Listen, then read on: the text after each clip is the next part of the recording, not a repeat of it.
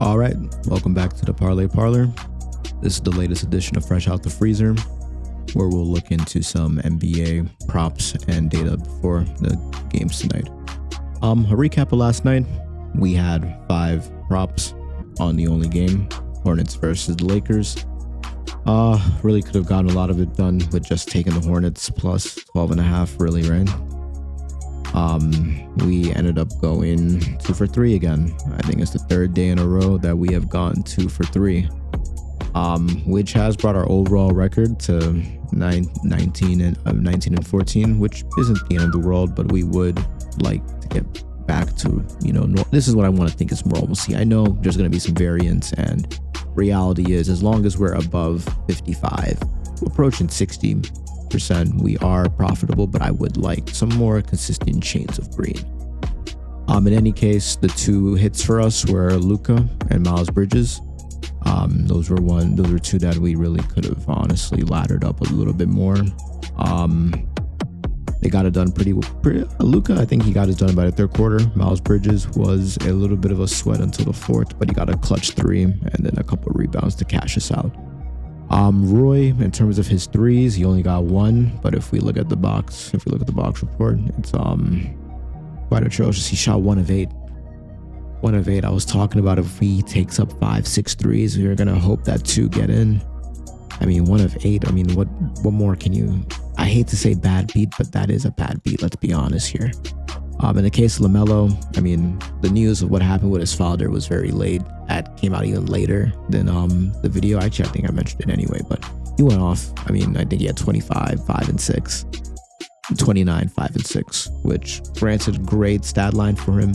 Could have just gone for his RA, could have gone for his PRA, could have gone for anything else, honestly. I think he had some steals and blocks as well. Could have taken anything else, but we took assist by itself. Bad beat. That one, it hurts. And then Nick Smith Jr., I don't know why I touched this guy. I mean, he made 4 threes. And he had 3 total RA. I think, honestly, I should probably just stay away from him. I do say that I want to get some variance and just not stick to consistent lines unless they are valuable lines that have cashed us out routinely. But in any case, 2 and 3 last night, 2 and 3 the night before, 2 and 3 before the All-Star break, 19 and 14. We just need one good run to get us back onto that path of normalcy, and if we parlay everything together, we're still in the green. Tonight's card, we do have 5 props. We have Joel Embiid, 14 rebounds and assists against the Boston Celtics. Tyron Prince, 2 3-pointers made against the Clippers. De'Aaron Fox, over 11.5 rebounds and assists against the Suns. Chris Paul to make 2 threes. And to cap it off, we have Devin Booker, 11 rebounds and assists. I know I kind of flipped back and forth with either doing the 0.5 or the whole number. I'll find some consistency with that. To start it off, we go to Boston. We have the 76ers taking on the Celtics, and I think this might be the very first game of the season, but this might be the first marquee matchup that we've seen Embiid go on all season. I mean, he has had his injury concerns, and it seems as if Nick Nurse has been easing him back into the foray. I wouldn't say he's been ducking the smoke of any teams. I mean, we know what Joel Embiid can do. You want him to be healthy for the postseason. You want him to be healthy after March. You want him to be healthy into April, into May. At what cost? Is it at the cost of their current season? I think they were definitely hoping they would get a little bit more from Paul George, for sure. But I think right after the All-Star break, he's had a large amount of time to rest. The team as a whole has had a large time to rest. They are going against the defending champions and arguably the best team in the league in the Celtics.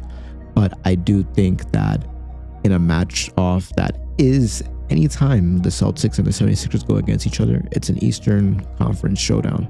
It's 2 of the top teams historically and currently, some would say, are in arguments to, definitely in Boston's case, to go for the back-to-back. But the 76ers will even want to tell themselves that they are contenders as well, if not pretenders. So for us to want 14 rebounds and assists from Embiid, head-to-head, I don't think we should look too much into it, but it's always a good thing to look at past relevance. he does like to face the Celtics. Yeah, he got 11, but that wasn't even a blowout. That was Christmas. I think he was injured though. He didn't play that whole game, I believe. He only played 30 minutes at 3 fouls. Interesting. Christmas Day. But other games we've seen, but we can probably ignore that. Recently though, that Embiid has played, he has been rocketing over this line. He's at 16, 18, 21, 18, and 16. When it comes in terms of supporting stats and the output that we need for Joel Embiid, I mean, it's self-explanatory. He's a walking triple-double on any given night, walking double-double on any given night. He's averaging 7 assists, call it 8. And if it's a competitive game that they're going to try to be in for the whole go of it, they're not going to blow out the Celtics. And even if they do, the Celtics will keep it competitive. They'll keep their starters out until the fourth quarter. If the 76ers have any chance of upsetting the Celtics, as great as Maxey is, he's going to need a little bit of help. Kelly Oubre, he's been doing great too, but they're going to need someone. Maybe one of the other big three can finally come in. In terms of, we're getting rebounds. His rebounds line, I think it was, I do want to say it was probably 13. Oh, his rebounds line is only 10.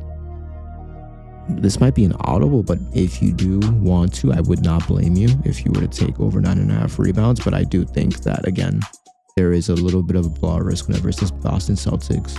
If they keep it competitive, Embiid will be facilitating and he will be doing his rim protection. Considering his line is at 10 rebounds, I might do the audible and definitely play that, but I've already put the slip out, so I will stand on my feet. I'll stand on 10 toes and we'll go with it as it is. I'm not concerned at all in terms of the output that we need. If we look at recent centers to play the Boston Celtics, all but 1, 2, and 3 and 4, all but 5 players have not hit that line. But when you look at it, Kyle Ware, rookie, we can give him the benefit of the doubt. Yabusele, I mean, he's literally the guy that Joel Embiid will be coming to replace. Misi, I mean, he's had a great rookie season. He's faced off against Jokic without fear as much. He's faced off against the likes of Rudy Gobert, the Cavaliers. He didn't do too hot against the Celtics, but not many teams do. And that was a game that the Pelicans actually took all the way to a Jason Tatum buzzer beater to beat. So actually, he did everything that he needed to do. And then Nikola Vucevic, I mean, he's not a defensive-minded center at all, and you're only going to get best of 4 rebounds from him, even on his best nights. So if you're not getting a double-double from Vucevic in terms of the points and rebounds, you're probably not going to get 14 rebounds and assists out of him. But for someone like Joel Embiid, definitely give it to me. When we look at the comparable odds that we're getting, the implied odds, I mean, this is parlay fodder. Even in Embiid's injury-riddled season, it's still a -200 head-to-head, -200 in his last 5 games, -300 across the last 10, -300 across the last 20. Even across the whole season, he got into a +143. But again, Paul George has been out, Embiid has been out. This might be only the 5th game that the big three of the 76ers will go out there. I think it's definitely less than 10. And then across the last 2 seasons, parlay fodder. I don't think this is a line that we're going to be getting much often, especially if Nick Nurse and the 76ers are going to be ramping up on Embiid's usage as they're hopefully trying to go for a playoff run or a play-in run. So in any case, Joel Embiid, 14 rebounds and assists, -122 on FanDuel right now, or what did I get it at? Yeah, -120 on FanDuel now. Lock that in. Our second bet, I know I opened this off with saying that I do want to get some variance and not go with tried and tested, but I think we can't ignore this huge elephant in the room. Bobby Portis is going to miss the rest of the season potentially. Hopefully they do appeal it. It's really sad to see, apparently, if this really is true, with it just being a simple mess up with an assistant mixing some medication. But in any case, the likes of Taurean Prince, Kyle Kuzma, Brook Lopez, they will be playing that 3-and-D, especially in the case of Brook Lopez and Taurean Prince. I think Kyle Kuzma will come in and do more of a true scoring role for the Bucks. But Taurean Prince, I mean, he cashed us on his 2 threes when we needed him against Philly. Granted, it was a huge sweat, but right after that, he made 5 threes and 3 threes. He's a streaky guy, but he tends to get it. And now that he's going to be out there for a lot longer, if Bobby P is out for the foreseeable future, minutes is not going to be a concern. Foul trouble would be a concern because he did have 4 fouls early in the third quarter against the 76ers, and that made a little bit of a sweat. But hopefully he can keep a level head. And in terms of the volume that we need, he's jacking up 7 threes a night. Yeah, I said this about Roy last night, but Roy does a lot of other things. We could have taken Roy for his points. He got 17 points. We could have taken Roy for his points and rebounds. Looks like last night I took players for just the one line that they just didn't hit. Hey, it is what it is. In terms of the volume that we need, we're getting it. I think when we look at implied odds and we look at the volume that we're getting from similar small forwards, Lauri Markkanen, Jalen Wells, I'm not going to pronounce that guy on the Utah Jazz, Benedict Mathurin, Roy Hachimura, look at him, he made 4 threes against. That's funny. Funny how that works. Good for them. But yeah, look, all but two small forwards, and that's Giannis and Benedict Mathurin, were not able to get 2 threes against the Clippers. And they're a team that, again, they're warming up. They're not at full speed themselves. So Tyrone Prince for 2 threes at a -128. The odds on this might have definitely dropped because I got this in earlier. I'd like Tyrone Prince for 2 threes in any day of the week, really. But now with Bobby Portis out, I can definitely see him having more of a role. He's always had more of a role, but now he's going to get extended minutes for sure. And we're going to spin the block one last time tonight. Forgive me. De'Aaron Fox, 11 rebounds and assists. I like this. What did I get this at? I got it at 11.5 rebounds and assists. And I guess even with the news of Wemby out, they dropped it. I think I'm going to double dip on this again, honestly, and hammer it again. This is a free over. Wemby, no Wemby. I don't think the books understand that De'Aaron Fox is in San Antonio because he needed a new change of scenery. Yes, he wanted to work with Wemby, but he also wanted to work with Chris Paul. In his last few years of being in the league, he is going to get a lot of experience, a lot of mentorship from him. And I think this is going to be a challenge, of course, when you have the alien. And honestly, prayers out to Wemby. I really do hope. Blood clots are no joke. That they ended the career of one of my favorite players in Chris Bosh. So I really do hope this is something that he can overcome. I do think that we've seen from the likes of Osher Thompson on the Pistons, you can come back from something like this. And for someone that takes care of his body to the extent of Victor Wembanyama, I think the San Antonio Spurs will make sure they monitor this and take care of him properly. But it just sucks for them, man. Like, your heart really breaks for him. You have Greg Popovich, legend of the game himself, dealing with the stroke, and I hope he's okay. Of course, they're keeping a private eye on him, as they should, while he recovers. And now for this to happen to their marquee player, especially when they just got the Robin to their Batman, it hurts. And it's been a team that I've enjoyed watching. But back to the data, I know it does not look too enticing. Let's ignore any time that he played with the Sacramento Kings. On his debut, he had 18 rebounds and assists. I think this is going to be the outlier game. And this will be the outlier game that we should play this off of. Yes, this was his first game with Wemby, but now this is going to be his first game without Wemby. I've been watching ESPN ever since the news came out. They've said that the Spurs were never really in a run for anything this season anyway. At best, maybe a play-in spot, and now they should really just pack it up. I think we're gonna get a statement performance from De'Aaron Fox. I think I'm gonna go in again. I'm gonna play his points and assists at 31.5. Yeah, I think the books are adjusting this now. What's his PRA at 30? Plays 36.5 PRA. Personally, play his rebounds and assists, but also if you are gonna take something else, take his 36.5 PRA. The books still are not respecting this guy. I just don't get it. He might go for 30 by himself. When we look at his recent games, like I said, this is the one outlier game. And when we look at how the Phoenix defends the point guard position, they're middling when it comes to rebounds and assists. When it comes to the output that we need, he's averaging double-digit assists. He can get this for us alone on that. Rebounds, of course, he's not getting that many rebound opportunities until you factor in the fact that Victor Wembanyama is out Of course, Jeremy Sohan is going to come in, and I think there's some other big that they have. But now it's going to be a rebound for all. We do not know how the Spurs are going to come out tonight.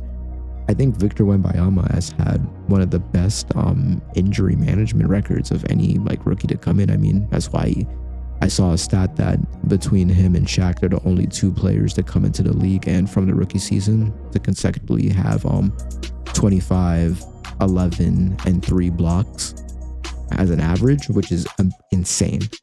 And that's just a testament to how much he takes care of his body. So yeah, I don't think the Spurs have played many games without Wemby unless they've rested him, but they're gonna have to play the rest of this season without him. So let's see what the likes of Sohan and Harrison Barnes can do and what kind of front court presence that they can try to facilitate. And I think to kind of mitigate that, we're going to see De'Aaron Fox. I think we're going to see these numbers ratchet up. We're still going to see 13, 12 potential assists, but I think we're going to see his potential rebounds go around like 10. I wouldn't have any doubt about that. He stays out of foul trouble. Usually he does try to swipe and steal. That's always a concern for him. He plays with his heart on his sleeve. That's why we love De'Aaron Fox. But you're going to get every bit of 38 minutes out of him. When we look at the comparable odds of this, or when we look at similar point guards when it comes to rebounds and assists, all but 1, 2, 3 did not get it. Stephen Curry, he's shooting some threes. Mike Conley, he's kind of washed. Jamal Murray, he went off for like 30 points.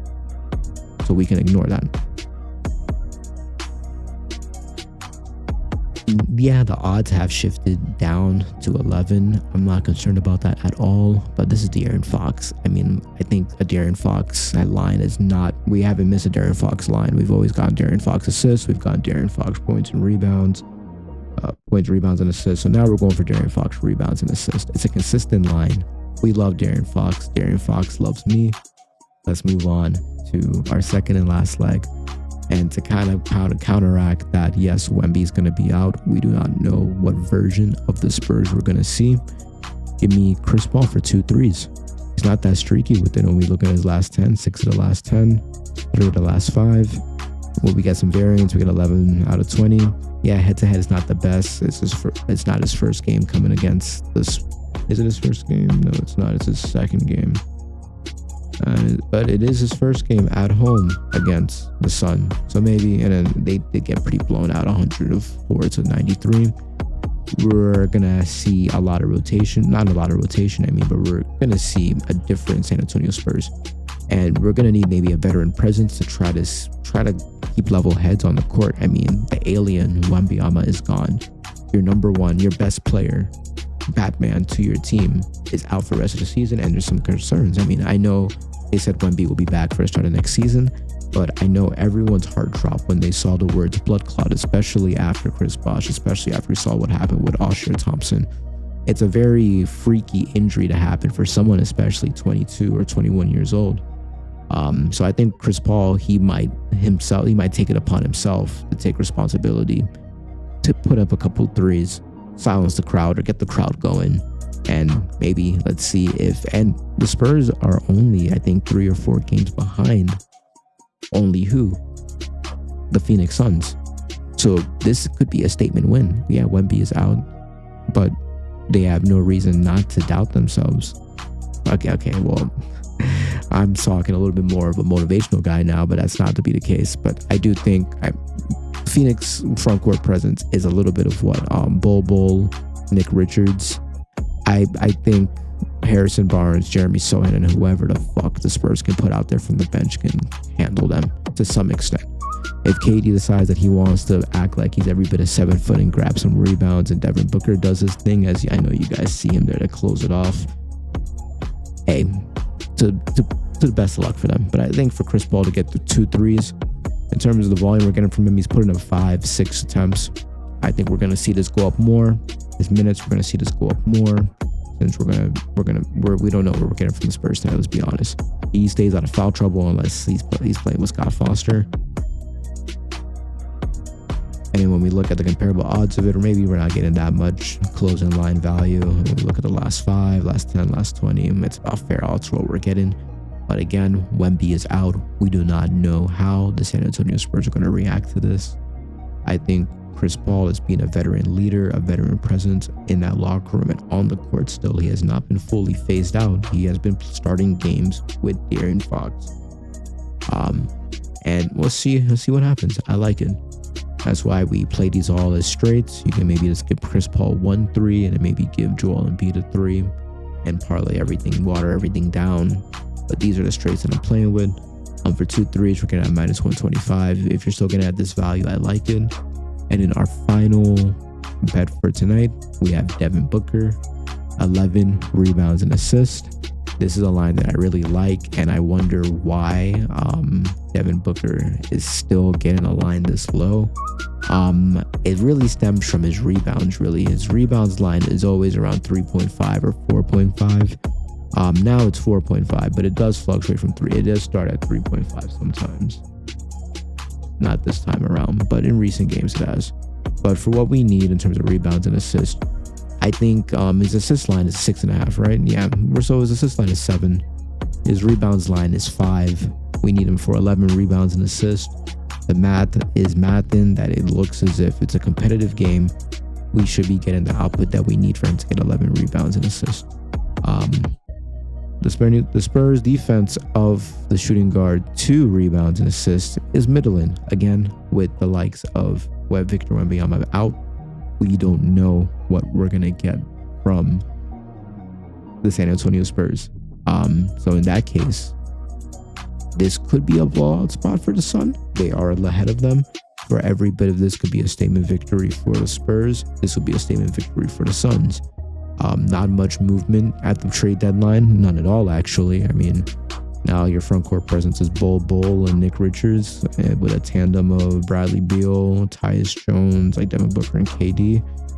I don't know how they're going to figure it out. This could just be a year where they try to do their best, see where they exit in the playoffs, and they decide if they want to continue with KD, blow it up, and see if they want to rebuild. I mean, they have a terrible contract, the worst contract in the league in Bradley Beal. I mean, I don't know why they gave him a no trade clause, but hopefully the tides turn with him. He's had good games recently. I'll need him to have a good game because I need Devin Booker to give some assists to someone. In terms of the output that we need, I mean, Devin Booker is getting double-digit assists. He's averaging double-digit assists. He's getting a lot of potential rebounds. He doesn't convert them, but he's getting a huge amount of them, and he's converting his assists at a pretty decent clip. He's playing you're going to get every bit of minutes and utilization from Devin Booker as long as he stays out of comparative foul trouble. He does play with his heart on his sleeve. We like that from our guards. That means that they are going to play in all aspects of the game, and that does play into what we need. I mean, surprisingly enough, I'm surprised that Devin Booker is going up for defensive rebounds, but of course these are probably just brick shots. But he's still going up for 17% offensive rebounds, so maybe a little bit of putbacks again, or some bad shots again. If we look at the comparable odds, we really aren't getting that much. I don't know why I left this picture here this time. We're gonna work on our production of this. I just want to get a video out for you guys, but again, like I said, San Antonio's defense of the shooting guard to rebounds and assists is pretty middling. So give me Devin Booker 11 rebounds and assists. This is the whole card for tonight. I have not parlayed them all. I am going to do a parlay of these being watered down. I'm probably going to give Joel Embiid 11.5 or 12.5. Give Prince 1-3, Fox 9.5, Chris Paul 1, Devin Booker I'm probably going to get Devin Booker. I might give him his assist line, honestly, or probably 10, 9.5 maybe. We'll see. 8.5. But yeah, I'm sorry. I know my voice and my energy might not sound like it's there today. I'm dealing with a little bit of a sore throat, and as well, it does kind of suck that we've had back-to-back 2 and 3 nights, especially when we look at the past. When you look forward, we just need one good run. If we just get 4 out of 5, or we just need 3 out of 2 just to be in the positive, we can just carry this on into the weekend and into next week. But if you have spent the time to listen to me ramble on some bets for the last 20 or so minutes, 25 minutes now, thank you. I do appreciate that. And as I'll always close off every video, if you do decide to play tonight, have fun, be safe, bet responsibly, and may the odds be in our favor.